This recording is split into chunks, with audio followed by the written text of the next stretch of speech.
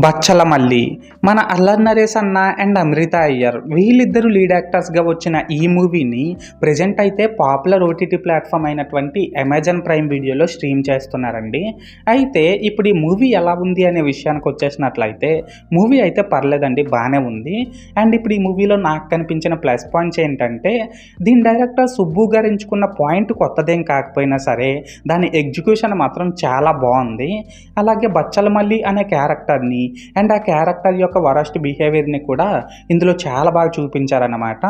And ఇప్పుడు ఇందులోని actors విషయానికి వచ్చేసినట్లయితే బచ్చలమల్లి అనే క్యారెక్టర్లో మన అల్లరి నరేష్ అన్న ఎప్పట్లాగానే తన ఇంపాక్ట్ఫుల్ యాక్టింగ్తో ఇరగ్గొట్టేశాడనే చెప్పాలి.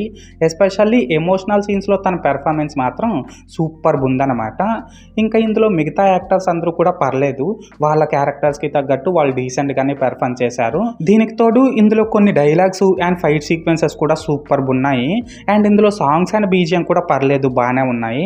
ఎస్పెషల్లీ యాక్షన్ సీక్వెన్సెస్లో అండ్ ఎమోషనల్ సీన్స్లో బీజిఎం అయితే చాలా బాగుందన్నమాట. లాస్ట్గా ఏంటంటే తుని అనే విలేజ్ యొక్క సరౌండింగ్స్ని చాలా న్యాచురల్గా చూపించడంలో సినిమాటోగ్రఫీ వర్క్ అయితే బాగా సక్సెస్ అయిందనే చెప్పాలి. అండ్ అంతేకాకుండా ప్రొడక్షన్ వాల్యూస్ కూడా పర్లేదు, స్టోరీకి తగ్గట్టు డీసెంట్గానే ఉన్నాయి.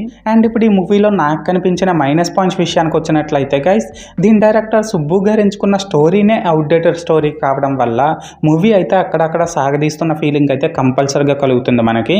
అలాగే ఇందులో సాంగ్స్ బాగున్నా సరే వాటి ప్లేస్మెంట్ మాత్రం కరెక్ట్గా లేదన్నమాట. లాస్ట్గా ఏంటంటే ఈ మూవీ మొత్తం కూడా ఎమోషన్స్ మీదనే రన్ అవుతుంది కాబట్టి ఆ ఎమోషన్స్ని ఇంకొంచెం స్ట్రాంగ్గా చూపించుంటే బాగుండేదేమో అని అయితే నాకు అనిపించింది. సో మొత్తానికి మైనస్ పాయింట్స్ విషయానికి వచ్చినట్లయితే ఇదన్నమాట మ్యాటర్. అయితే ఇక్కడ ఓవరాల్గా ఏంటంటే గైస్, ఈ బచ్చలమల్లి మూవీ బాగుందా బాగాలేదనేసి అంటే నేను ముందు చెప్పినట్లు పర్లేదండి, బాగానే ఉంది, నాకైతే నచ్చింది. అండ్ నేను ఈ మూవీకి 5కి 2.5 రేటింగ్ ఇస్తున్నా. సో మీరు కూడా ఒకవేళ ముందే ఈ మూవీని చూసినట్లయితే మీరు దీనికి ఎంత రేటింగ్ ఇస్తారో అది కామెంట్ సెక్షన్లో చెప్పేయండి. ఓకేనా?